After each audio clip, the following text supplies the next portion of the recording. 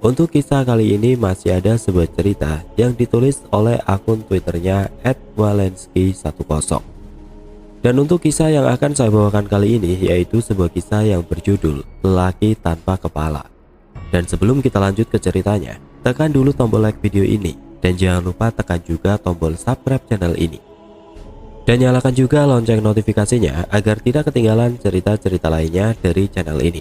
Dan buat teman-teman yang pengen membaca langsung ceritanya, nanti silahkan saja kunjungi linknya yang nanti akan saya sertakan di kolom deskripsi. Dan seperti apa untuk kisah kali ini? Langsung saja kita masuk ke ceritanya.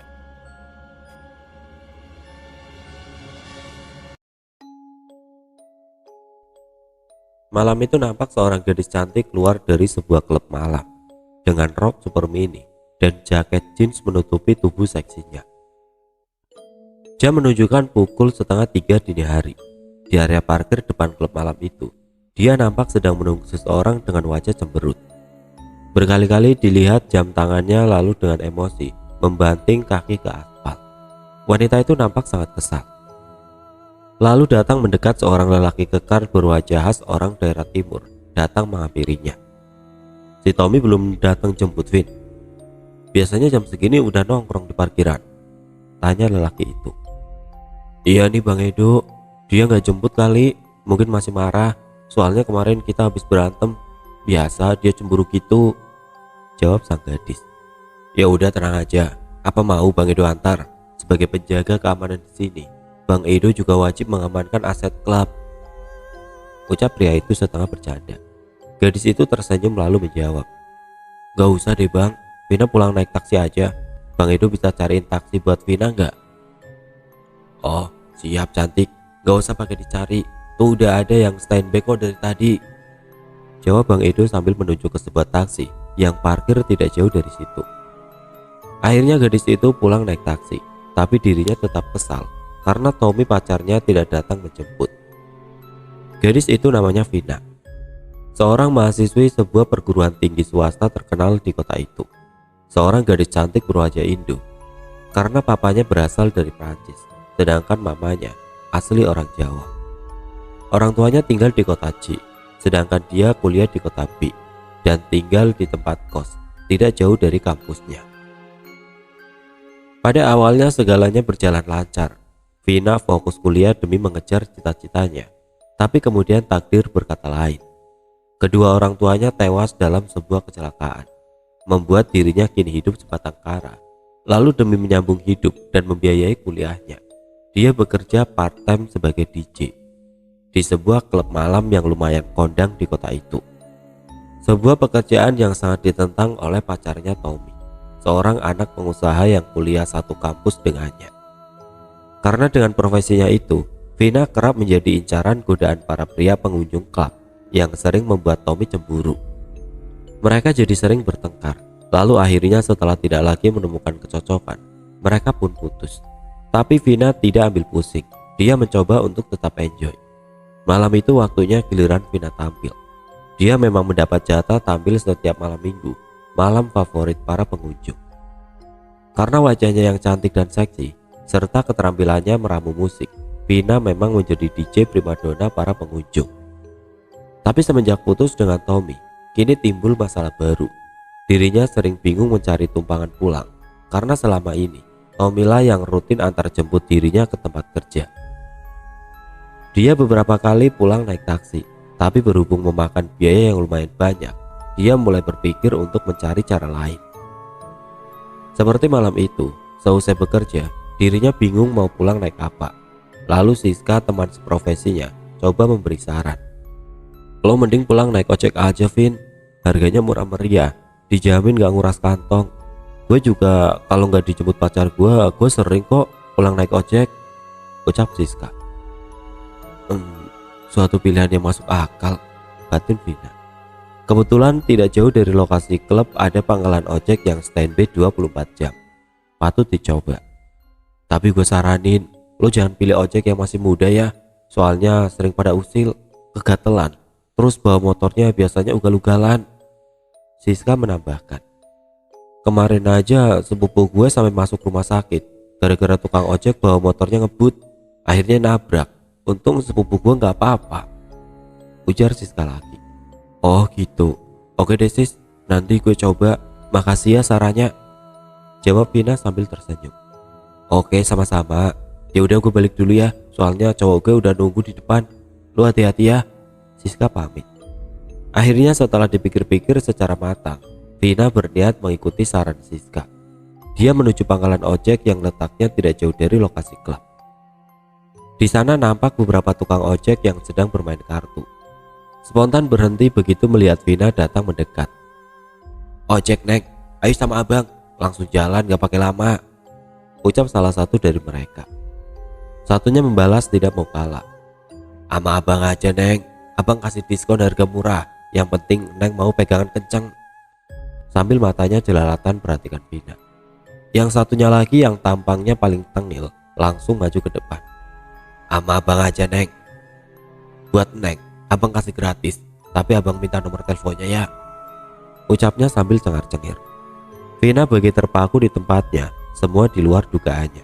Tapi memang persis seperti yang Siska bilang, mulut mereka semua usil gak karuan. Akhirnya Vina mengurungkan niatnya, lalu pergi menjauh, diiringi kicauan para tukang ojek itu yang bahasanya makin tidak enak didengar. Kini dia tambah bingung, rencananya buyar. Dia masih bimbang bagaimana caranya supaya bisa pulang. Tapi kemudian matanya menangkap sosok lelaki setengah tua, nampak duduk di samping motor, di bawah lampu jalan yang redup sambil menghisap sebatang rokok. Vina ingin mendekat, tapi ia ragu, takutnya bapak itu bukan tukang ojek, karena dia tampak menyendiri, jauh dari kumpulan ojek-ojek tengil tadi. Tapi karena dia butuh untuk segera pulang, akhirnya dia memberanikan diri mendekati bapak itu. Saat Vina mendekat, bapak itu seperti tidak menyadari kedatangan Vina. Dia tampak sedang melamun. Lalu Vina memberanikan diri bertanya, Pak, maaf, bapak ojek bukan? Ucap Vina ragu-ragu. Bapak itu kaget, sontak berdiri lalu menjawab, iya neng, neng mau ngojek? Tanya sang bapak sambil mematikan rokoknya. Iya pak, bapak bisa antar saya pulang ke arah kampus pak, ucap Vina menjelaskan. Oh bisa neng, tapi maaf, bapak gak bisa kenceng-kenceng, soalnya motor bapak motor butut, larinya pelan, jawab si bapak sambil menunjuk motornya. Oh gak apa-apa pak, yang penting sampai, saya juga takut kalau naik motor kenceng-kenceng, jawab Vina sambil tersenyum. Ya udah, ayo neng, jawab si bapak sambil menyerahkan helm butut kepada Vina. Lantas sang bapak menyalakan motornya, tapi nampaknya motor tuanya itu sangat sulit dihidupkan. Akhirnya setelah berusaha keras berkali-kali, motornya dapat dihidupkan sambil mengeluarkan suara berisik dan asap knalpot yang lumayan banyak. Singkat cerita, akhirnya Vina diantar si bapak ojek sampai depan gerbang kos-kosan. Saat Vina membayar, sang bapak kebingungan karena tidak punya uang kembalian. Maaf neng, bapak nggak punya kembalian, ucapnya dengan wajah bingung. Ya udah bawa aja pak, nggak apa-apa kok, jawab Vina sambil tersenyum. Jangan neng, bapak nggak enak, lebihnya banyak banget, ucapnya lagi sambil menyerahkan uang itu kembali pada Vina. Ya udah nggak apa-apa pak, nanti lain kali kalau ketemu lagi bapak bisa kembaliin ke saya, jawab Vina memberi solusi. Oh gitu neng, ya udah nanti lain kali kalau ketemu lagi ingetin bapak ya, takut lupa. Akhirnya dengan ragu-ragu bapak itu menerima ongkos pemberian Vina. Tapi tiba-tiba bapak itu berucap, apa neng besok mau bapak jemput dari sini biar impas gitu neng, kata si bapak menawarkan. Ah nggak usah pak, lagian besok saya libur, udah lain kali aja pak, saya mau masuk dulu, nih helmnya, jawab Vina sambil menyerahkan helm itu, lalu masuk ke dalam meninggalkan si bapak yang masih bingung. Singkat cerita, malam minggu berikutnya, saat Vina usai bekerja, kebetulan teman kerjanya menawarkan tumpangan pulang, yang langsung diterima dengan antusias, lumayan ngirit ongkos, ucap Vina. Tapi saat mereka baru saja keluar dari parkiran klub, nampak sang bapak ojek tempo hari sedang duduk di atas motor, gelisah seperti sedang menunggu seseorang. Vina lalu meminta agar temannya menepikan mobil mendekat ke arah sang bapak. Lalu Vina menurunkan kaca mobil sambil setengah berteriak, Pak, lagi nunggu siapa? Si bapak terkejut. Si Eneng, kebetulan saya emang lagi nunggu Eneng. Tiap hari saya kesini, tapi gak pernah ketemu. Ini saya mau kasih uang kembalian tempo hari, ucapnya sambil menyodorkan sejumlah uang. Vina terkejut dalam hati, dia kaget, bercampur kagum dengan sikap sang bapak. Lalu dengan tersenyum dia membalas, udah gak usah Pak, buat Bapak aja, gak apa-apa kok, saya ikhlas, ucap Vina pelan. Jangan gitu Neng, saya yang gak enak, ini kan bukan hak saya, jawab sang bapak kebingungan. Udah gak apa-apa Pak, buat Bapak aja, buat beliin bensin. Udah ya Pak, saya jalan dulu, balas Vina, lalu menutup jendela mobil dan kemudian melaju pergi. Tapi sayup-sayup terdengar suara sang bapak memanggil-manggil dirinya. Dia cuma bisa tersenyum dan kagum. Di zaman seperti ini, masih ada orang sejujur bapak itu. Malam minggu berikutnya, Vina kembali pulang menumpang mobil temannya. Ternyata teman kerjanya itu baru pindah rumah, tidak jauh dari tempat kos Vina. Jadi mereka bisa terus pulang bareng.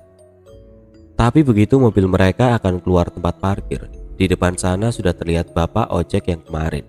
Tapi kali ini, Vina tidak berniat untuk berhenti. Melihat Vina ada di dalam mobil yang melaju, si bapak berusaha untuk mengejar, tetapi gagal karena motornya sulit dinyalakan. Vina menyaksikan semua itu dari kaca spion mobil. Melihat hal itu, temannya bertanya kepadanya, ada apa sih Vin? Kok kayaknya si bapak itu pengen banget ketemu sama lo? Ucapnya sambil terus menyetir mobil. Gak ada apa-apa kok, gue cuma lagi malas aja. Lalu Vina menceritakan tentang peristiwa saat dia naik ojek dengan bapak itu, termasuk tentang masalah uang kembalian. Mendengar cerita Vina, temannya lantas senyum-senyum sambil geleng-geleng kepala. Vin, kok jadi ribet gitu sih? Lagian apa susahnya lo temuin bapak itu? Kan dia niatnya baik. Lo gak boleh kayak gitu, kan kasihan bapaknya, ucap temannya coba memberikan nasihat. Vina terdiam. Dalam hati dia merasa menyesal dengan sikapnya barusan. Nasihat temannya itu ada benarnya, dia yang keterlaluan. Akhirnya malam minggu berikutnya dia berniat menemui si bapak. Dia berencana mau menerima uang kembalian itu sambil dia memberikan makanan. Maksudnya dia tetap ingin memberikan sesuatu kepada bapak yang baik dan jujur itu. Mungkin kalau diberikan makanan, bapak itu tidak akan menolak, apalagi mengembalikannya. Tapi malam itu si bapak malah tidak nampak ada di tempat dia biasa menunggu. Vina dan temannya yang menunggu di mobil pun jadi bingung. Setelah dirasa cukup lama menunggu, akhirnya mereka memutuskan untuk pergi. Tapi baru beberapa meter mobil melaju. Di ujung sana, di bawah temaram lampu jalan, Vina nampak melihat sesuatu. Dari belakang seperti seseorang sedang duduk di atas motor. Vina kira mungkin itu si bapak. Tapi Vina bisa memastikan karena orang itu duduk sambil kepalanya menunduk dalam-dalam. Vina penasaran, temannya diminta untuk memperlambat laju mobil. Dan ketika jarak mobil dan orang itu sudah dekat, Vina nampak kaget bukan kepala. Orang yang duduk di atas motor itu ternyata bukan sedang menundukkan kepala, tapi ternyata memang tidak ada kepalanya. Vina menjerit ketakutan. Temannya kaget dan bingung tidak tahu apa yang terjadi. Kenapa Vin? Ada apa? Tanya temannya dengan nada panik. Jalan Ci, buruan jalan. Vina ketakutan sambil memalingkan wajah. Suci temannya tidak mengerti apa yang terjadi dengan Vina. Tapi melihat Vina yang ketakutan, dia menginjak gas mobil dan pergi dari situ. Vina, ada apa sih? Lo jangan bikin gue takut deh, tanya Suci kepada Vina yang nampak masih ketakutan. Akhirnya setelah didesak-desak, Vina baru mau bicara.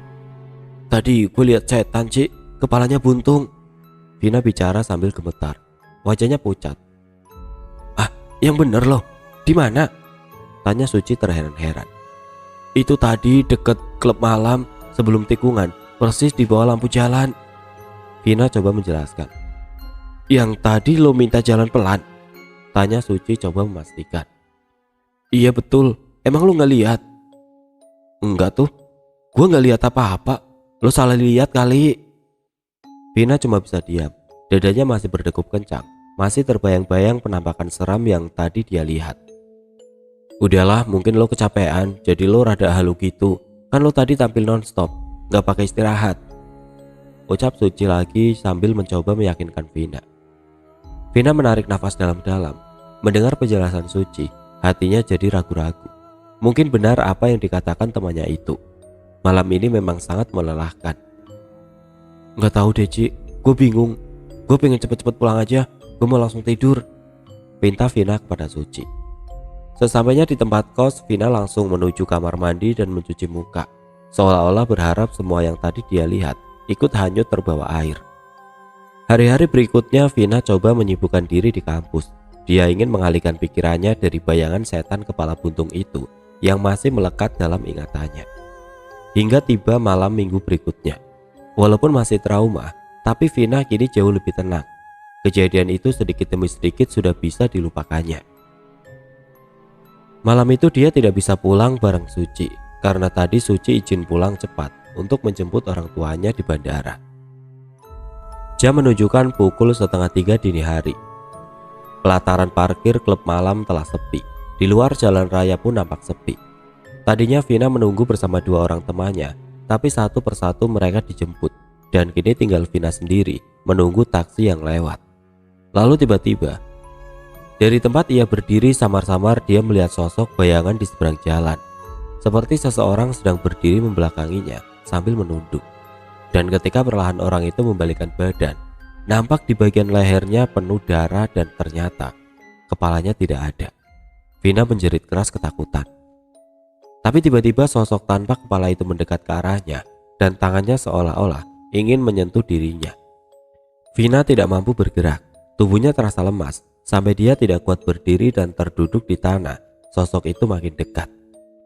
Dan ketika beberapa langkah lagi sosok itu sampai di depannya, tiba-tiba ada suara seorang laki-laki memanggil dirinya dari belakang. "Vin, kamu kenapa?" Bang Edo datang, lalu memegang bahu Vina yang terduduk lemas di tanah. Dan Vina pun akhirnya pingsan. Vina terbangun, kini dia ada di kamar kosnya. Kepalanya terasa pusing, badannya lemas. Lalu muncul Suci dari dapur. "Vin, lu gak apa-apa? Ini diminum dulu," ucap Suci sambil menyodorkan segelas air putih. Diraihnya gelas itu, kemudian diminumnya secara perlahan. "Lu kenapa, Vin? Tadi Bang Edo telepon gua, katanya lu pingsan di depan klub malam. Lu sakit?" tanya Suci lalu duduk di sampingnya. Vina menggeleng tidak menjawab. Dia masih coba-coba mengingat apa yang terjadi pada dirinya. "Lu mau makan gak? Gue masakin mie instan tuh, mumpung masih anget," sambung Suci sambil terus memandangi Vina yang tampak lesu. "Gue lihat setan kepala buntung itu lagi, Cik. Tapi tadi gue lihat jelas banget. Gue takut banget, Cik," Vina bicara perlahan. Suci menarik nafas sambil tersenyum, lalu mencoba menenangkan sahabatnya itu. "Gua sih nggak tahu ya, Vin.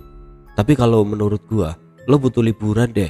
Soalnya udah sebulan ini lo kerja kayak orang gila, ngoyo banget." Vina menunduk sambil menutupi wajah dengan kedua telapak tangannya. Dia sendiri bingung dengan semua peristiwa yang sudah ia alami.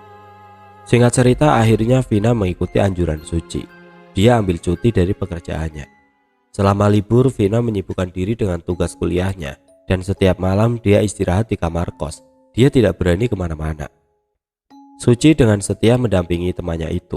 Hampir tiap malam, mereka ngobrol berdua di kamar kos Vina. "Vin, gue baru inget, itu kemarin urusan sama bapak ojek gimana? Lo jadi ketemu dia?" tanya Suci sambil terus ngemil. "Nggak jadi, Ci.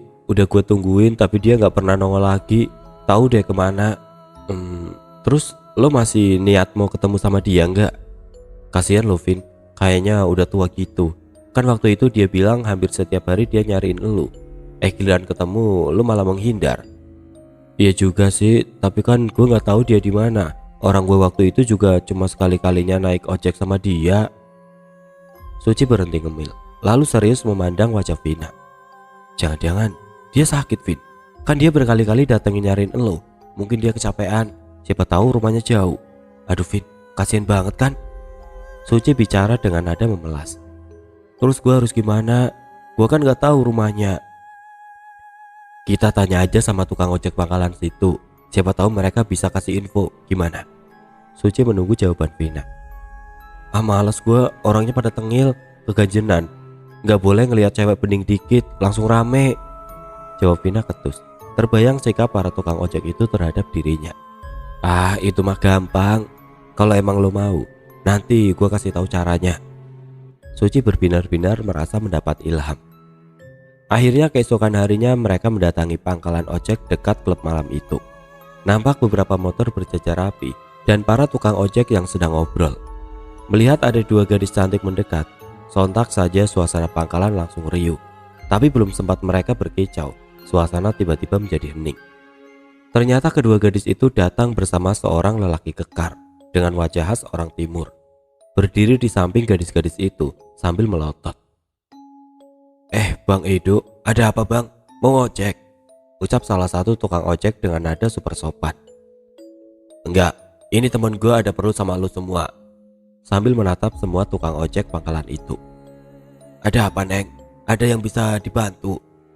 Jawab tukang ojek yang waktu itu paling tengil, tapi sekarang jadi paling kalem.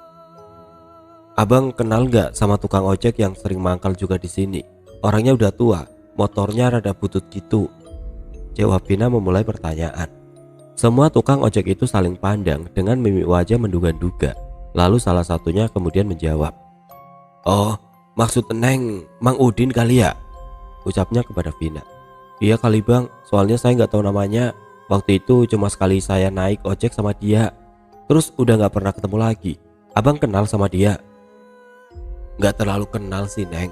Emang dia sering ikut mangkal di sini, tapi nggak pernah gabung sama kita-kita. Biasanya dia datang mangkal kalau malam, itu di dekat lampu jalan situ kan? Jawab abang ojek itu sambil menunjuk arah yang dimaksud. Iya betul, sekarang dia ada di mana ya? Kok nggak pernah kelihatan? Tanya Vina lagi. Wah, nggak tahu Neng, soalnya orangnya pendiam gitu, jarang ngomong. Jadi kita nggak tahu dia biasa mangkal di mana aja. Tapi kayaknya dia bukan orang sekitar sini deh. Jawab abang itu lagi. Sesaat suasana menjadi hening. Lalu salah satu abang ojek itu ikut bicara. Tapi dia pernah bilang sama saya kalau dia punya saudara rumahnya sekitar sini, namanya Mang Engkos. Nah, kalau Mang Engkos mah saya kenal, suka ngojek juga. Ucapnya memberikan solusi. Wajah Vina nampak sedikit gembira. Lalu dengan cepat dia membalas. Abang tahu rumahnya Mang Engkos, abang bisa antar kita ke sana. Ucap Vina antusias. Bisa Neng, ayo kalau mau diantar ke sana. Jawab abang itu, langsung menuju motornya. Singkat kata akhirnya Vina dan Suci diantar ke rumah Mang Engkos. Dan kini mereka sudah duduk berhadapan-hadapan dengannya di teras rumah. Maaf, Neng berdua siapa ya? Dan ada perlu apa datang kemari? Tanya Mang Engkos dengan sopan. Vina tersenyum dan mulai angkat bicara. Saya Vina Mang, dan ini teman saya Suci. Kita kesini bermaksud mau menanyakan tentang Mang Udin. Katanya beliau saudaranya Mang Engkos. Apa betul? Ucap Vina dengan sopan. Iya betul Neng, beliau itu paman saya. Memang ada perlu apa ya sama Mang Udin? Jawab Mang Engkos penuh tanya. Lalu kemudian Vina menceritakan semuanya, mulai dari saat dia naik ojek Mang Udin, masalah uang kembalian, dan tentang Mang Udin yang berkali-kali datang berusaha menemuinya. Mang Engkos terdiam menyimak, lalu tersenyum sambil menghela nafas dalam. Mang Udin emang begitu orangnya Neng. Dia nggak pernah mau ambil yang bukan hak dia. Lalu Mang Engkos mulai menceritakan sebuah kisah panjang. Mang Udin itu dulunya tukang becak Neng. Biasa mangkal di pasar, langganannya banyak. Semua orang suka sama dia karena orangnya baik, jujur dan nggak perhitungan. Bahkan kalau sama orang yang nggak mampu bayar, dia nggak sungkan-sungkan memberikan tumpangan gratis. Tapi makin kesini penumpang becak makin sepi. Semua pada naik angkot atau ojek. Lebih cepat dan praktis. Kasihan Mang Udin, sering gak dapat duit. Akhirnya becaknya dijual. Hasilnya dibelikan motor. Ya karena uangnya cuma sedikit, cuma dapat motor butut. Tapi Mang Udin gak putus semangat. Dia getol nyari penumpang, bahkan sampai tengah malam. Sebetulnya dia narik sampai malam gitu bukan sekedar cari uang. Sejak istrinya meninggal, dia tinggal sendirian. Dan mereka gak punya anak, jadi sering malas pulang. Di rumah sepi katanya. Saya udah nawarin dia ikut tinggal di sini saja, tapi dia nggak mau. Dia emang nggak pernah mau ngerepotin orang. Waktu itu aja ada barang penumpang yang kelupaan di motor dia. Langsung dia cari muter-muter keliling kota buat balikin itu barang. Salut saya sama Mang Udin. Vina dan Suci nampak khusyuk menyimak cerita dari Mang Engkos. Lalu akhirnya Vina bertanya, "Terus sekarang Mang Udinnya kemana, Mang?" Mang Kos terdiam lesu, lalu menjawab pelan, "Mang Udin udah gak ada, Neng. Udah meninggal." "Ah?" Vina dan Suci serentak teriak kaget. Keduanya melongo sambil saling pandang, seolah tidak percaya. Mang Kos menunduk, wajahnya terlihat sedih, lalu mulai kembali bercerita. "Kejadiannya beberapa minggu yang lalu. Saya nggak tahu persis, tapi yang pasti malam minggu atau minggu dini hari. Saksi mata bilang Mang Udin nampak terburu-buru mengejar sebuah mobil. Terus dia oleng kesenggol truk sampai jatuh masuk kolong truk. Badannya utuh, tapi kepalanya terlindas, hancur sampai putus. Astaga, jangan-jangan..." Vina terperajat sambil menutup mulutnya dengan tangan, lalu memandang Suci yang tidak kalah kagetnya. Akhirnya dengan tergesa-gesa Vina mengajak Suci pamit dari rumah Mang Engkos. Wajah Vina nampak sangat ketakutan. Namun kini juga ada rasa bersalah yang menghantui dirinya. Di dalam mobil mereka berdua lebih banyak diam, hanyut dalam pikiran masing-masing. Sesekali Suci melirik ke arah Vina. Temannya itu nampak sangat terpukul. Lalu Suci mulai angkat bicara, memecah kesunyian. "Terus sekarang gimana, Vin?" ucap Suci pelan sambil tetap memegang setir mobil. "Nggak tahu deh, Ci. Gue juga bingung. Gue takut banget, Ci. Gue juga jadi ngerasa salah," jawab Vina panik. "Apa mungkin setan kepala buntung yang sering datang itu arwahnya Mang Udin?" tanya Suci lagi. "Gue nggak tahu, Ci. Lo jangan tanya gue deh. Kita berdua sama-sama nggak ngerti masalah beginian," jawab Vina kebingungan. Akhirnya mereka berdua sampai di kamar kos Vina. Wajah keduanya masih tampak tegang.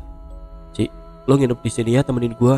Gue nggak berani sendirian, Ci," ucap Vina dengan wajah memelas. "Aduh Vin, gue nggak bisa. Di rumah gue lagi banyak kerjaan. Tugas gue numpuk noh," jawab Suci menjelaskan. "Lo tega banget sih, Ci. Malam ini aja deh please." "Ya udah oke, tapi malam ini aja ya. Besok pagi-pagi gue langsung cabut." Singkat cerita, akhirnya masa cuti Vina telah habis. Mau tidak mau dia harus kembali bekerja malam minggu ini. Di atas panggung di meja DJ, Vina menjalankan tugasnya dengan perasaan gelisah. Kini dirinya selalu dihantui rasa ketakutan dan rasa bersalah. Malam itu di atas panggung, Vina yang biasanya energik kini lebih banyak diam. Matanya memandang kosong ke arah kerumunan pengunjung yang memadati lantai disko. Tapi tiba-tiba, di antara riuhnya suasana, samar-samar dia melihat seseorang berdiri diam mematung, diterangi kilatan cahaya lampu disko. Vina penasaran, dicobanya melihat lebih teliti. Akhirnya kini terlihat jelas. Sosok manusia tanpa kepala berdiri mematung ke arahnya, sambil tangannya menyodorkan sesuatu. Vina menjerit keras, tapi suaranya tenggelam oleh dentuman suara musik yang ada di tempat itu. Dia langsung berlari ke belakang panggung sambil menjerit-jerit. Beberapa orang nampak heran dengan tingkahnya itu, tapi dia tidak peduli. Vina langsung menuju ruang ganti, disusul oleh Siska dan Suci yang mengejar di belakangnya. "Vin, lo kenapa, Vin?" tanya Siska penasaran. Vina diam tidak menjawab. Gadis itu menangis ketakutan. Siska dan Suci cuma bisa saling pandang, tidak mengerti apa yang terjadi pada Vina. "Lo mending pulang aja, Vin. Ayo gue anterin. Ntar gue yang ngomong sama bos. Lo tenang aja," ucap Suci coba menenangkan Vina. Akhirnya Vina diizinkan pulang. Selama perjalanan Vina tidak henti menangis. Suci tidak tahu apa yang terjadi. Dia memilih diam. Sesampainya di kamar kos, baru Suci memberanikan diri kembali bertanya, "Lo sebenarnya kenapa, Vin? Kok kayak ketakutan gitu sih?" "Dia datang lagi, Ci. Setan kepala buntung itu datang lagi. Tadi gua lihat dia ada di dalam, di tengah-tengah lantai disko. Gue takut banget, Ci." Suci terkejut mendengar penjelasan Vina, tapi dia coba untuk tetap tenang. Sejenak dia diam, lalu akhirnya mulai bicara. "Ya udah Vin, lo nggak bisa begini terus. Mending kita cari jalan keluarnya." Vina berhenti menangis, selalu ditatapnya wajah Suci dan mulai bertanya, "Jalan keluar gimana, Ci? Gua nggak ngerti maksud lo." Suci tersenyum, lalu dengan tenang mulai menjelaskan. "Gini Vin, lo harus cari cara gimana supaya itu setan kepala buntung gak ganggu lo terus. Gue bisa bantu lo. Gue kenal orang yang ngerti masalah beginian. Besok kita kesana, gimana?" Vina terdiam. Dia nampak bimbang, tapi akhirnya dia setuju dengan tawaran Suci. Akhirnya Vina dibawa Suci menemui seorang wanita parubaya namanya Bu Yati, seorang paranormal yang biasa menangani masalah yang berhubungan dengan hal gaib. Singkat cerita, kini mereka bertiga duduk mengelilingi sebuah meja bundar. Ibu Yati nampak serius sambil memejamkan mata, sambil tangannya menggenggam tangan Vina. Ekspresi wajah Ibu Yati nampak berubah-ubah, sesekali seperti kaget, kadang manggut-manggut, lalu berubah sedih. Setelah beberapa saat, akhirnya dia membuka matanya, lalu mulai berbicara. Arwah itu tidak bermaksud jahat, Nak Vina. Dia hanya ingin menyampaikan sesuatu, ucap Ibu Yati. Vina dan Suci nampak terdiam serius mendengarkan. Lalu Vina coba bertanya, "Apa benar itu arwah Mang Udin, Bu?" ucap Vina penasaran. Ibu Yati mengangguk pelan lalu menjawab, "Mang Udin merasa punya hutang sama kamu. Dia ingin membayarnya. Biasanya arwah yang penasaran itu memang muncul apabila ada urusan yang belum selesai." Vina dan Suci terdiam saling pandang. Lalu Vina kembali bertanya, "Terus gimana, Bu? Saya nggak mau selalu didatangi arwah itu," pinta Vina lagi. Ibu Yati lalu menjawab dengan wajah serius, "Caranya adalah dengan menghadapinya, bukan menghindarinya. Bantu arwah itu menyelesaikan urusannya agar dia kembali tenang." Vina bingung. Dia tidak mengerti maksud dari ucapan Ibu Yati barusan. Ibu Yati lalu tersenyum kemudian menjelaskan, "Temui arwah itu, turuti apa maunya. Kamu jangan takut, dia bukan arwah yang jahat. Dia tidak akan menyakitimu." Vina tertegun lalu melempar pandangan ke arah Suci, seakan meminta masukan. Suci mengangguk pelan, akhirnya Vina menjawab, "Baik, Bu, nanti saya coba turuti saran Ibu." Singkat cerita, tibalah saat yang ditunggu-tunggu bagi Vina. Malam minggu kali ini akan sangat berbeda dengan malam-malam sebelumnya. Di pelataran parkir klub malam, suasana terasa sunyi. Hujan gerimis makin menambah suasana mencekam di tempat itu. Jam menunjukkan pukul 2 dini hari. Vina dan Suci nampak duduk gelisah di dalam mobil yang terparkir sambil sesekali memandang ke arah jalan raya.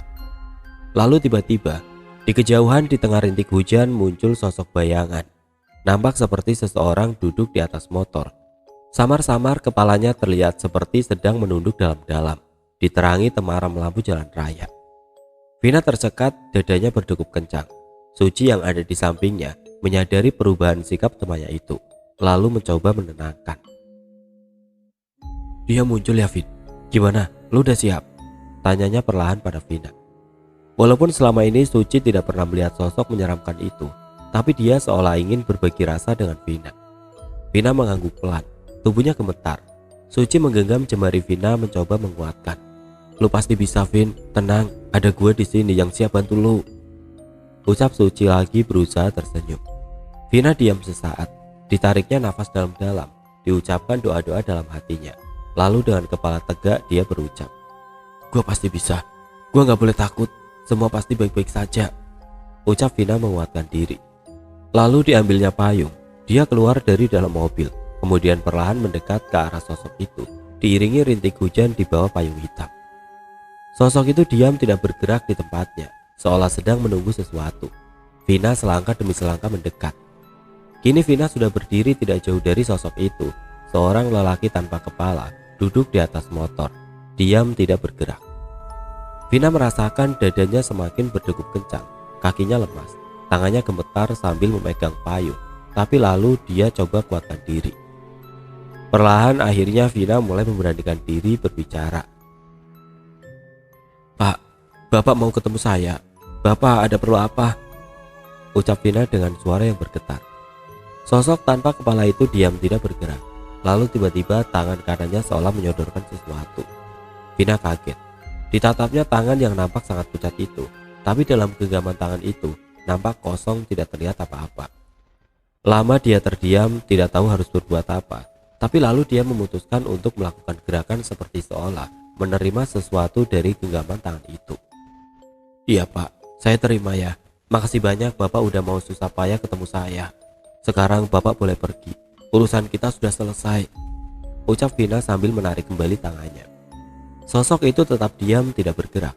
Vina perlahan-lahan mundur, lalu dengan cepat berbalik arah, kemudian dengan langkah setengah berlari kembali menuju ke mobil. Di dalam mobil Suci dengan penasaran langsung bertanya, "Gimana, Vin? Berhasil nggak? Lu nggak apa-apa kan? Ucap Suci kepada Vina yang masih gemeteran.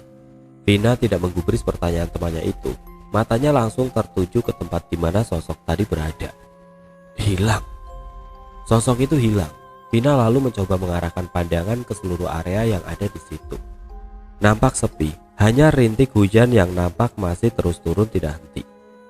Akhirnya sejak saat itu sosok lelaki tanpa kepala itu tidak pernah lagi muncul. Tapi semua peristiwa itu sangat membekas dalam ingatan Vina. Kini Vina telah lulus kuliah dan bekerja di sebuah perusahaan multimedia terkenal di ibu kota. Tapi setiap kawan-kawannya mengajak kongko di klub malam, Vina selalu tegas menolak. Tidak peduli malam apapun itu, dia tidak akan pernah mau ikut, terutama malam minggu.